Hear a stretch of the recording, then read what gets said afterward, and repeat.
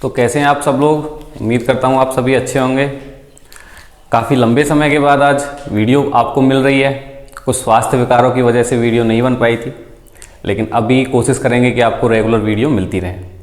तो आज हम एक बहुत ही महत्वपूर्ण टॉपिक के बारे में पढ़ेंगे, जो कि है अक्षांश व देशांतर रेखाएं। इस वीडियो में केवल आपको अक्षांश रेखाओं के बारे में पढ़ने को मिलेगा। आने वाली दूसरी वीडियो में हम देशांतर रेखाओं के बारे में जानेंगे। दरअसल अक्षांश व देशांतर रेखाएं क्या हैं?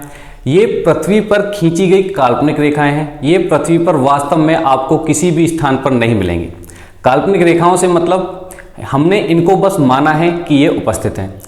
उसी तरह जिस तरह से जैसे आपकी तरफ कोई व्यक्ति विशेष हंसकर देखता है तो आप उसको अपना सब कुछ तन मन धन से अपना मान लेते हैं, उसी प्रकार हमने माना है कि ये पृथ्वी पर ऐसी लाइंस हैं जो कि वास्तव में नहीं है।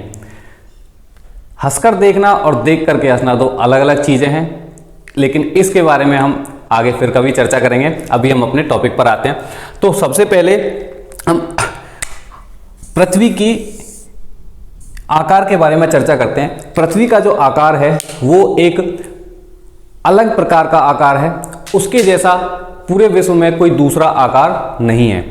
इसी पृथ्वी की इसी शेप को जियोइड का नाम दिया गया है। आपको हिंदी में अगर पढ़ेंगे तो इसको अंडाकार पढ़ने को मिलेगा, लेकिन अगर इंग्लिश में आप इसको देखेंगे तो वो जियोइड है। अगर आपसे पूछा जाता है कि पृथ्वी का आकार कैसा है, पृथ्वी की शेप कैसी है, तो वो जियोइड है। और ये एक विशेष आकार है जिसको साइंटिस्ट ने माना है कि पृथ्वी इस आकार की है। ठीक है, अब हमको इन रेखाओं की आवश्यकता क्यों पड़ी? मेरे लाल, गुलाबी, नीले, पीले, हरे सबों को ये पता होगा कि हम पृथ्वी पर किसी भी स्थान की जानकारी के लिए, उसकी लोकेशन के लिए, उसकी स्थिति पता करने के लिए इन रेखाओं का प्रयोग करते हैं। जिनको नहीं पता है आज चल जाएगा। तो हम किस तरह से करते हैं उस चीज को समझते हैं। मान लीजिए ये मेरी पृथ्वी है, मैं इस स्थान पर अभी हूं। कोई नायिका है, वो गाना गाती है, कांटा लगा हाय रे बेरी के पीछे डोली के नीचे। तो उसको कांटा लगा कहां है? अगर आप उसका कांटा निकालने जाएंगे तो जाएंगे कहां? बेरी यहां भी हो सकती है, कोटी यहां भी हो सकती है, उसके पीछे हो सकती है। तो वो उसको बताए कैसे कि मैं इस स्थान पर हूं?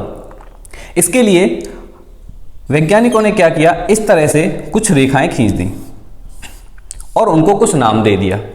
उनको नाम दे दिया सुंदरवन, महाभारत, रामलाल। ठीक है, इस तरह से उनको कोई नाम दे दिया। मान लीजिए कि हमारी ये रेखाएं हैं और इनको हमने ये नाम दे दिया। अब नायिका को कांटा लगा, वो बताती है कि मुझे कांटा लग गया है किस स्थान पर? रामलाल पर। तो क्या आप वहां जा सकते हैं?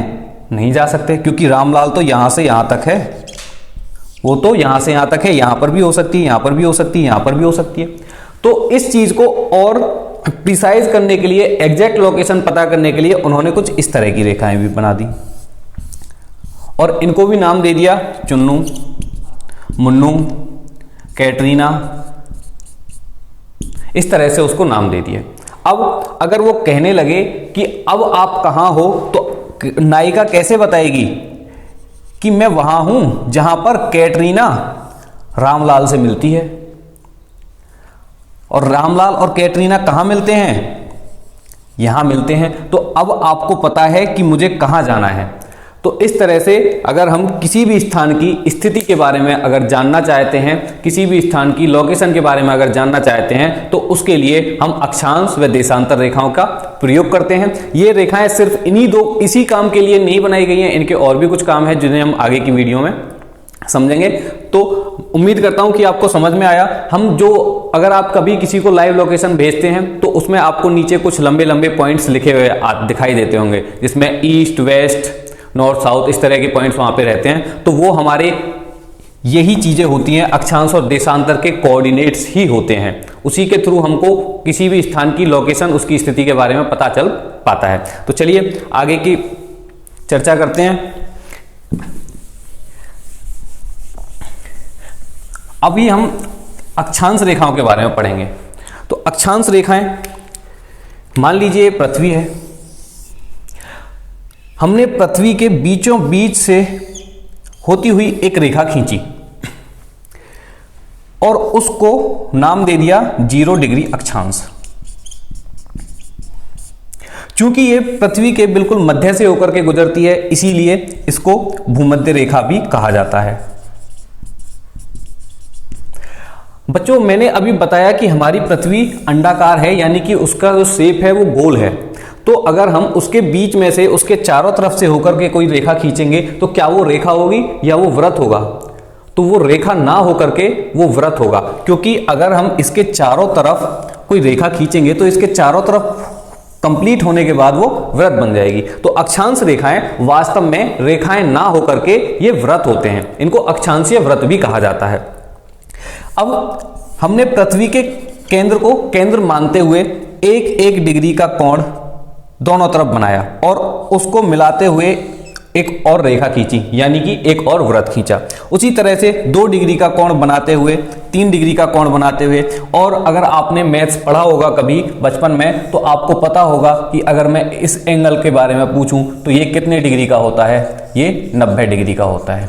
तो इसी प्रकार यहां से जब यहां तक हम कोण बनाएंगे तो ये 90 डिग्री का होगा, और इसी कारण हमारी यहाँ पर इस तरह से कुल 90 रेखाएं या फिर 90 अक्षांशीय वृत्त बन जाएंगी।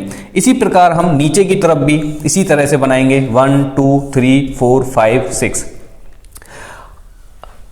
अगर मैं दिशाओं के बारे में बात करूं तो मैप पर हमेशा ऊपर की तरफ नॉर्थ होता है, नीचे की तरफ साउथ होता है, राइट की तरफ ईस्ट होता है और लेफ्ट की तरफ वेस्ट होता है। क्योंकि 0 डिग्री अक्षांश और भूमध्य रेखा पृथ्वी के बिल्कुल मध्य से होकर के गुजरती है और यह पृथ्वी को 2 बराबर गोलार्धों में विभाजित करती है। ऊपर वाले हिस्से को उत्तरी गोलार्ध कहते हैं, क्योंकि ऊपर की तरफ हमारी जो दिशा होती है वो उत्तर की होती है, और नीचे वाले गोलार्ध को दक्षिणी गोलार्ध कहते हैं। इसी प्रकार ऊपर की तरफ हमने जो लाइंस खींची थी उनको हमने नाम दे दिया 1 डिग्री, 2 डिग्री, 3 डिग्री, 4 डिग्री और यहां तक 90 डिग्री। उसी प्रकार नीचे की लाइंस को भी हमने नाम दे दिया और यहां तक हमारी 90 डिग्री हो जाएंगी। क्योंकि 0 डिग्री से ऊपर की तरफ हम गए हैं और ऊपर की तरफ जो दिशा होती है वो उत्तर की होती है, तो हमने इनके साथ में नॉर्थ लगा दिया। 1 डिग्री उत्तरी अक्षांश, 2 डिग्री उत्तरी अक्षांश, 3 डिग्री, 4 डिग्री, 90 डिग्री उत्तरी अक्षांश। इसी प्रकार नीचे की तरफ क्योंकि दक्षिणी दिशा होती है और हमने इन अक्षांशों के साथ में दक्षिणी अक्षांश लगा दिया। 1 degree south, 2 degree south, 90 degree south. 90 degree उत्तरी अक्षांश और 90 डिग्री दक्षिणी अक्षांश को ध्रुवों के नाम से जाना जाता है, और 90 डिग्री उत्तरी अक्षांश क्योंकि उत्तरी दिशा में है इसलिए इसको उत्तरी ध्रुव, और 90 डिग्री दक्षिणी अक्षांश को दक्षिणी ध्रुव के रूप नाम से जाना जाता है। अब इन अक्षांशों के बारे में कुछ विशेषताएं हम जानते हैं जो आपसे सीधे सीधे एग्जाम्स में पूछे जाते हैं। तो अगर आपसे पूछा जाए कि किसी भी गोल आकृति का या किसी भी वृत्त का उसके अंदर जो सबसे बड़ी लाइन खींची जा सकती है वो क्या होती है, तो वो उसके केंद्र से होकर जाने वाली उसकी लाइन होती है, और इसमें हमारी केंद्र से होकर जाने वाली लाइन 0 डिग्री अक्षांश है। तो अगर आपसे पूछा जाए कि सारे अक्षांशों में सबसे बड़ा अक्षांश कौन सा है तो वो 0 डिग्री अक्षांश हो जाएगा। अगर आपसे पूछा जाए जो कि अक्षांश क्या है, वृत्त है, तो अगर आपसे पूछा जाए कि सबसे बड़ा वृत्त या सबसे महान वृत्त कौन सा है या वृत्त कौन सा है, तो वो हो जाएगा अक्षांशीय 0 डिग्री अक्षांशीय वृत्त, जिसको भूमध्य रेखीय वृत्त भी या विषुवत रेखीय वृत्त भी कहा जाता है। अब आप इस आकृति के हिसाब से ही देखकर समझ सकते हैं कि हम भूमध्य रेखा से अगर ध्रुवों की तरफ यानी कि ऊपर की तरफ या नीचे की तरफ जाते हैं तो हमारी इन रेखाओं की लंबाई क्रम से छोटी होती जाती है। तो अगर आपसे पूछा जाता है कि भूमध्य रेखा से या विषुवत रेखा से या 0 डिग्री अक्षांश से 90 डिग्री अक्षांश की तरफ या ध्रुवों की तरफ बढ़ने पर अक्षांश रेखाओं की लंबाई या अक्षांशीय वृत्तों की लंबाई में क्या फर्क पड़ता है, तो वो क्रम से कम होती जाती है। और अगर यही चीज आपसे उल्टी तरह से पूछे कि ध्रुवों से भूमध्य रेखा की तरफ आने पर अक्षांश रेखाओं की लंबाइयों में क्या फर्क पड़ता है, तो वो क्रम से बढ़ती जाती हैं। ये दोनों तरफ सेम ही परिघटना होगी, जिस तरह से ऊपर होगा उसी तरह से नीचे होगा। दूसरी बात, 2 क्रमागत अक्षांशों के मध्य में 111 किलोमीटर की दूरी होती है। अगर आपसे पूछा जाता है कि 1 डिग्री अक्षांश और 2 डिग्री अक्षांश के बीच में कितनी दूरी है, तो वो 111 किलोमीटर की होती है। और ये चूंकि ये एक दूसरे के समानांतर होती हैं, चूंकि ये एक दूसरे के समानांतर होती हैं, इसलिए हर एक स्थान पर इनके बीच की दूरी बराबर होती है, जो कि 111 किलोमीटर होती है। किंतु अगर आपसे कुछ कठिन प्रश्न पूछा जाएगा तो वो ये पूछ सकता है कि किस कारण पृथ्वी के ध्रुवों पर 2 अक्षांशीय रेखाओं के मध्य की दूरी बढ़ जाती है। तो वो पृथ्वी के ध्रुवों पर चपटी होने के कारण कुछ हद तक अक्षांशों के बीच की दूरी बढ़ जाती है। इसके अलावा आपसे प्रश्न पूछा जाता है कि कुल अक्षांशीय रेखाओं की संख्या कितनी होती है। तो हमारा 0 डिग्री से ऊपर यहां तक 90 डिग्री, तो इसका मतलब 90 हमारी रेखाएं ऊपर की तरफ हैं। उसी प्रकार 90 हमारी रेखाएं नीचे की तरफ हैं। तो हमारी अक्षांश रेखाओं की संख्या कितनी हो जाएगी? 90 + 90। लेकिन हमने अभी इसमें 0 डिग्री अक्षांश को नहीं जोड़ा है, लेकिन है हमारी वो भी अक्षांश रेखा। तो हमारी अक्षांश रेखाओं की कुल संख्या 181 हो जाती है। अगर आपसे पूछा जाता है कुल अक्षांशों की संख्या कितनी होती है, तो आपसे 181 के बारे में पूछा जाता है। लेकिन अगर आपसे पूछा जाता है कि कुल अक्षांशीय वृत्तों की संख्या कितनी होगी, तो अगर मैं आपसे ये कहूं, अगर मैंने इधर की तरफ से 90 डिग्री का एंगल बनाया तो वो यहां पे बनेगा, और इधर से भी मैं 90 डिग्री का एंगल बनाऊंगा तो वो भी इसी स्थान पर बनेगा। तो आप क्या मुझे बता सकते हैं कि किसी बिंदु से होकर कोई रेखा या कोई वृत्त खींचा जा सकता है? नहीं खींचा जा सकता, क्योंकि ये सिर्फ एक बिंदु है। इसलिए 90 डिग्री उत्तरी अक्षांश और 90 डिग्री दक्षिणी अक्षांश हमारे बिंदु रूप में होते हैं, एक पॉइंट के रूप में होते हैं। ये ना तो रेखाएं होती हैं और ना ही वृत्त होते हैं। तो अगर आपसे अक्षांशीय वृत्तों की संख्या पूछी जाए तो हम ये 90 डिग्री उत्तरी अक्षांश और 90 डिग्री दक्षिणी अक्षांश इसमें से घटा देंगे, तो हमारे अक्षांशीय वृत्तों की संख्या 179 हो जाएगी। इस बात का ध्यान रखें कि आपसे पूछा क्या जा रहा है। अगर आपसे पूछा जाता है अक्षांशीय वृत्तों की संख्या, तभी वो 179 होगी। अगर आपसे सिर्फ पूछा जाता है कुल अक्षांश कितने होते हैं, तो वो 181 हो जाएगा। तो अक्षांश रेखाओं के बारे में हमने बेसिक चीजें जानी। ये कैसी रेखाएं होती हैं? ये पृथ्वी पर क्षैतिज रूप से खिंची हुई रेखाएं होती हैं। क्षैतिज यानी कि पड़ी हुई, यानी कि लेटी हुई, इस प्रकार से। तो अगर हम अक्षांश रेखाओं की बेसिक चीजों के बारे में बात करें, तो अक्षांश रेखाएं पृथ्वी पर क्षैतिज रूप से खींची गई काल्पनिक रेखाएं होती हैं, जो एक दूसरे के समानांतर होती हैं। अक्षांश रेखाओं की लंबाई क्रम से भूमध्य रेखा से ध्रुवों की तरफ जाने पर घटती जाती है, और कुल अक्षांश रेखाओं की संख्या 181 होती है, लेकिन अक्षांशीय वृत्तों की संख्या 179 होती है। ये आपसे प्रश्न सीधे एग्जाम में बहुत पूछे भी गए हैं और आगे भी पूछे जाते रहेंगे।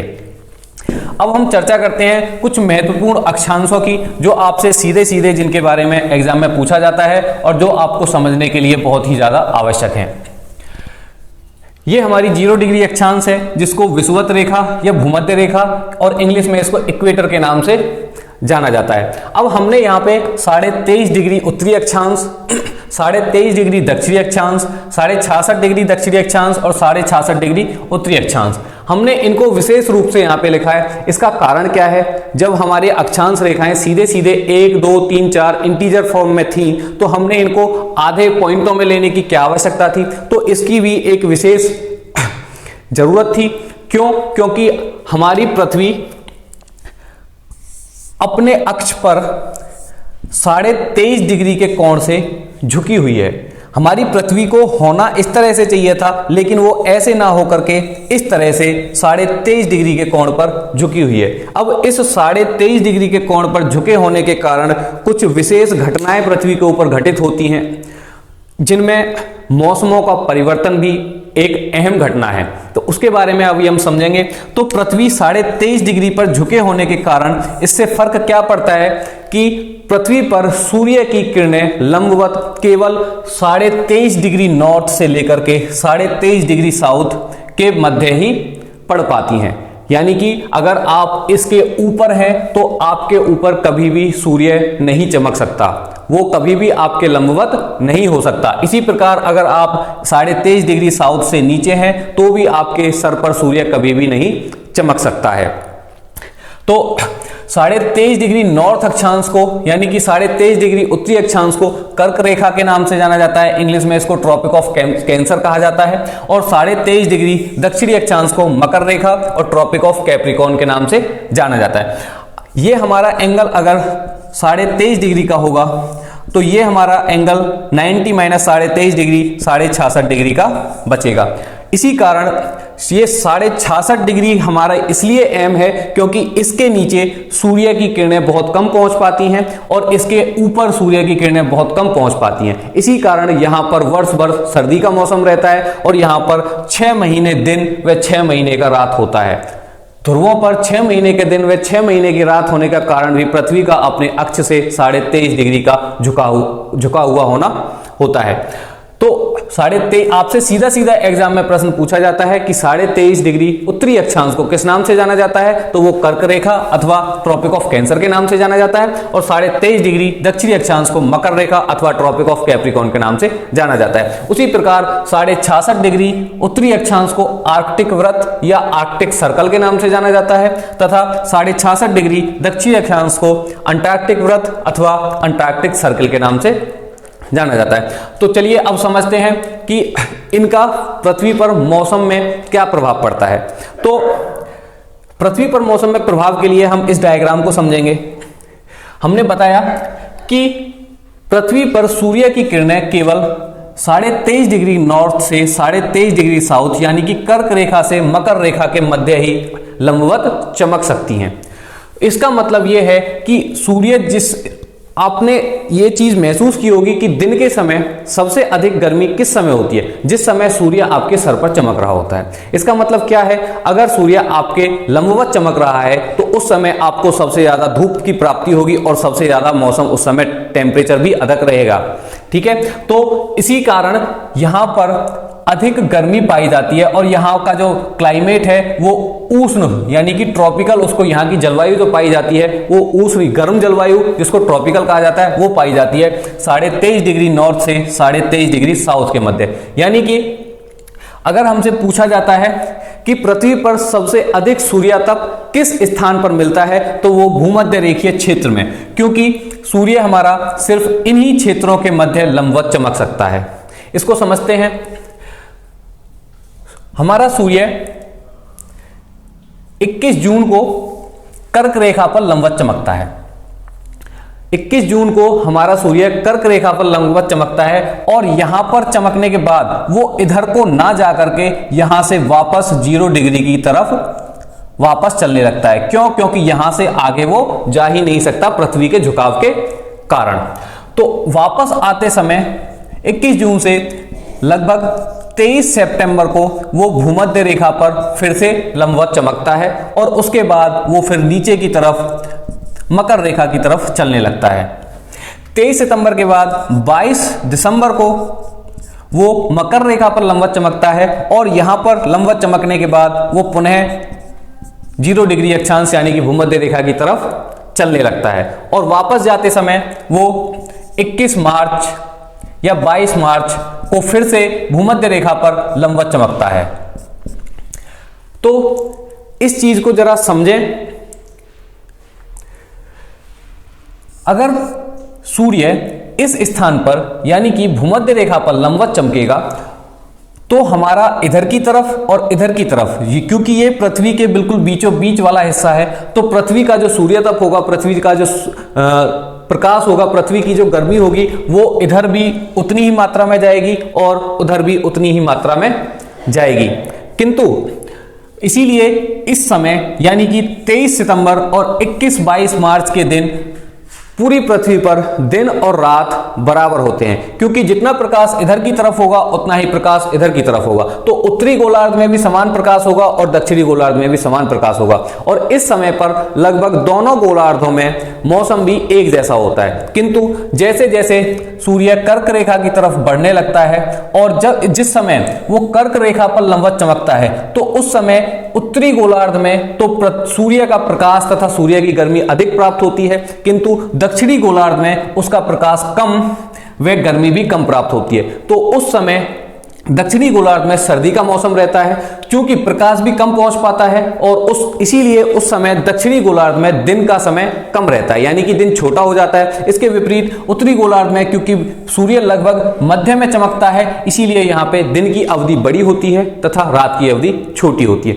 इसके विपरीत जब सूर्य मकर रेखा पर लंबवत चमकता है, तो इस स्थान पर सूर्य लंबवत चमकेगा तो इधर वाले क्षेत्र को ज्यादा प्रकाश प्राप्त होता है तथा ज्यादा गर्मी भी प्राप्त होती है। इसी कारण इस समय पे जिस समय पे सूर्य मकर रेखा पर लंबवत चमकता है, जो कि 22 दिसंबर को होता है, उस समय पे दक्षिणी गोलार्ध में दिन की अवधि बड़ी होती है तथा रात की अवधि छोटी होती है। इसके विपरीत उस समय पे उत्तरी गोलार्ध में दिन की अवधि छोटी तथा रात की अवधि बड़ी होती है। उम्मीद करता हूं आप समझ पाए होंगे। अब इन घटनाओं को सूर्य के कर्क रेखा पर लंबवत चमकने की घटना, मकर रेखा पर लंबवत चमकने की घटना तथा भूमध्य रेखा पर लंबवत चमकने की घटना को अलग अलग रूप से जाना जाता है। उसके लिए हम इससे समझते हैं। सबसे पहले हम कर्क रेखा के बारे में बात करेंगे। जिस समय सूर्य कर्क रेखा पर लंबवत चमकता है, उस घटना को कर्क संक्रांति कहा जाता है। इसको उत्तरी गोलार्ध में समर सॉलिस्टिस, क्योंकि उस समय पे उत्तरी गोलार्ध में गर्मी का समय होता है, जो कि 21 जून को होता है। आपसे पूछा जाए कि उत्तरी गोलार्ध में सबसे बड़ा दिन किस दिन होता है, तो वो 21 जून होता है। क्यों? क्योंकि उस समय सूर्य कर्क रेखा पर लंबवत चमकता है और उत्तरी गोलार्ध में जब कर्क रेखा पर लंबवत चमकेगा तो यहाँ पर दिन की अवधि बड़ी हो जाएगी और यहाँ पर गर्मी का मौसम ज्यादा हो जाएगा, क्योंकि सूर्य का ज्यादा तप तथा सूर्य का ज्यादा प्रकाश उत्तरी गोलार्ध को प्राप्त हो रहा है। इसके विपरीत 22 दिसंबर को जब सूर्य मकर रेखा पर लंबवत चमकेगा और तो मकर रेखा पर लंबवत चमकने के कारण दक्षिणी गोलार्ध को प्रकाश की प्राप्ति ज्यादा होगी तथा गर्मी की प्राप्ति भी ज्यादा होगी। तो इस समय दक्षिणी गोलार्ध में गर्मी का मौसम होगा और उत्तरी गोलार्ध में सर्दी का मौसम होगा तथा गर्मी का मौसम तथा सूर्य का प्रकाश तथा तप ज्यादा प्राप्त होने के कारण यहाँ पर दिन की अवधि बड़ी होगी और यहाँ पर दिन की अवधि छोटी हो जाएगी। तो अगर मैं आपसे कहना चाहूं कि 21 जून को किस गोलार्ध में दिन छोटा रहता है तथा किस गोलार्ध में रातें छोटी रहती हैं, तो 21 जून को उत्तरी गोलार्ध में दिन की अवधि बड़ी तथा रात छोटी रहती है। उसके विपरीत दक्षिणी गोलार्ध में 21 जून को रात की अवधि बड़ी तथा दिन की अवधि छोटी होती है। इसी प्रकार अगर मैं कहूं 22 दिसंबर को दिन की अवधि कहां पर बड़ी तथा रात की अवधि कहां पर बड़ी होगी, तो 22 दिसंबर को दक्षिणी गोलार्ध में दिन की अवधि अधिक रहती है तथा रात की अवधि छोटी रहती है। उसके विपरीत 22 दिसंबर को उत्तरी गोलार्ध में रातें बड़ी व दिन छोटे हो जाते हैं। अब यहां से 22 दिसंबर को मकर रेखा पर चमकने के बाद जब सूर्य वापस लौटता है तो वो 21-22 मार्च को विषुवत रेखा पर लंबवत चमकता है। इस घटना को वसंत विषुव या स्प्रिंग या वर्नल स्प्रिंग के नाम से जाना जाता है। आपसे सीधा सीधा पूछा जाता है कि अयानांत किससे संबंधित है, तो अयानांत जब हमारा सूर्य मकर रेखा अथवा कर्क रेखा पर लंबवत चमकता है तो उसको अयानांत कहा जाता है। और जिस स्थान पर सर्दी रहती है उस स्थान के हिसाब से वो शीत अयानांत तथा जिस स्थान पर उस समय गर्मी होती है उसके हिसाब से वो वहां पे ग्रीष्म अयानांत हो जाता है। समझने के लिए 22 दिसंबर के समय पे अगर देखा जाए तो दक्षिणी गोलार्ध में गर्मी होती है, लेकिन हमारे उत्तरी गोलार्ध में उस समय पे सर्दियां होती हैं। तो उत्तरी गोलार्ध में रहने वाले लोगों के हिसाब से वह शीत अयानांत हो जाएगा, लेकिन दक्षिणी गोलार्ध में रहने वाले लोगों के हिसाब से वह ग्रीष्म अयानांत हो जाएगा। उसी प्रकार 21 जून को हमारे यहाँ पे गर्मियां होती हैं, तो उत्तरी गोलार्ध में रहने वाले लोगों के हिसाब से वह ग्रीष्म अयानांत तथा दक्षिणी गोलार्ध में रहने वाले लोगों के हिसाब से वह शीत अयानांत हो जाएगा। जिस दिन सूर्य की किरणें कर्क रेखा पर लंबवत चमकती हैं उस दिन को कर्क संक्रांति कहा जाता है, जो कि 21 जून को होती है। तथा जिस दिन मकर रेखा पर लंबवत चमकती हैं उसको मकर संक्रांति कहा जाता है, जो कि 22 दिसंबर को घटित होता है। आपसे सीधे सीधे एग्जाम में प्रश्न पूछा जाता है कि मकर संक्रांति क्या है या शीत अयनांत क्या है।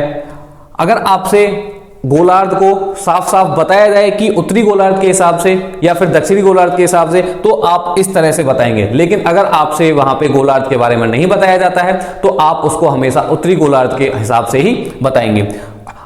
आपसे पूछा जाता है कि पृथ्वी पर दिन व रात की अवधि किस समय बराबर होती है, तो मैंने आपको समझाया जिस समय सूर्य इस स्थान पर लंबवत चमकेगा तो सूर्य का प्रकाश दोनों गोलार्धों में बराबर रूप से जाएगा तथा गर्मी भी दोनों गोलार्धों में बराबर रूप से जाएगी। इसी कारण जितनी अवधि यहां पर दिन की होगी उतनी ही अवधि यहां पर भी दिन की होगी, क्योंकि प्रकाश समान रूप से दोनों तरफ विभाजित हो रहा है। इसी के कारण जो घटना इधर की तरफ घटेगी वही घटना इधर की तरफ। तो इस समय मौसम भी लगभग दोनों गोलार्धों का समान रहता है तथा दिन और रात की अवधि भी बराबर होती है। और वो किस दिन होता है, वो 23 सितंबर और 21 मार्च को होता है। अगर आपसे पूछा जाता है कि किस दिन सूर्य की किरणें भूमध्य रेखा पर लंबवत चमकती हैं, तो वो 23 सितंबर तथा 21 मार्च के दिन चमकती हैं। और अगर आपसे पूछा जाता है कि किस दिन सूर्य की किरणें कर्क रेखा पर लंबवत चमकती हैं, तो वो 21 जून को होता है। और अगर आपसे पूछा जाता है कि किस दिन सूर्य की किरणें मकर रेखा पर लंबवत चमकती हैं, तो वो 22 दिसंबर के समय पे होता है। इसी प्रकार 23 सितंबर, क्योंकि जिस समय सूर्य की किरणें भूमध्य रेखा पर लंबवत चमकती हैं उसको इक्विनॉक्स यानी कि विषुव के रूप में जाना जाता है। अगर उस पुनः फिर से ये गोलार्ध के हिसाब से होगा। अगर हम उत्तरी गोलार्ध के बारे में बात करें तो जिस समय उत्तरी गोलार्ध में बसंत का मौसम होता है उस समय उसको वसंत विषुव कह देते हैं, और जिस समय उत्तरी गोलार्ध में पतझड़ का मौसम रहता है उस समय उसको शरद विषुव कह देते हैं। जैसे कि 23 सितंबर हमारे यहाँ पे पतझड़ का मौसम रहता है तो उसको हम उत्तरी गोलार्ध के हिसाब से शरद विषुव कहेंगे। लेकिन अगर हम दक्षिणी गोलार्ध के हिसाब से देखें तो 23 सितंबर को हम बसंत विषुव उसको दक्षिणी गोलार्ध के हिसाब से कहेंगे। तो उम्मीद करता हूं आपको ये चीजें समझ में आई होंगी।